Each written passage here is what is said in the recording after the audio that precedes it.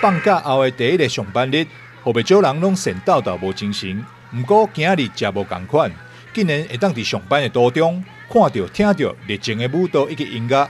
原来这是市原参选人蔡立青打破以往传统街头拜票方式，邀集竞选团队内底美女甲辣妹，无话口号，只用舞蹈来替大家加油，吸引不少过路民众正面的回应。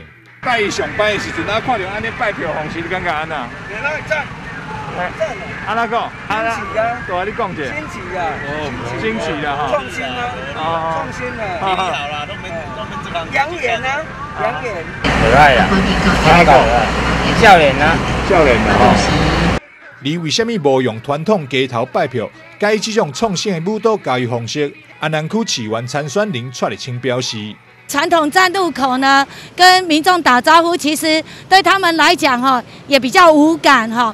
那所以我们现在是用一个上班为大家加油打气、跳舞的方式，因为跳舞它本身就是一个很舒压的运动。那我想说，在民众他上下班的时候觉得很疲累。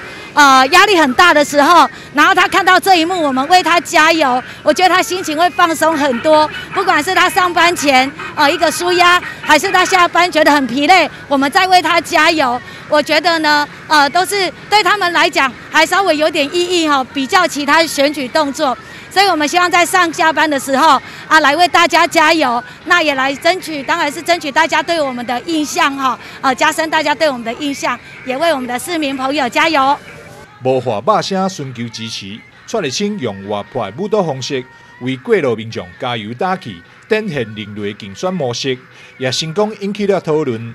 台南新闻张硕伟采访报道。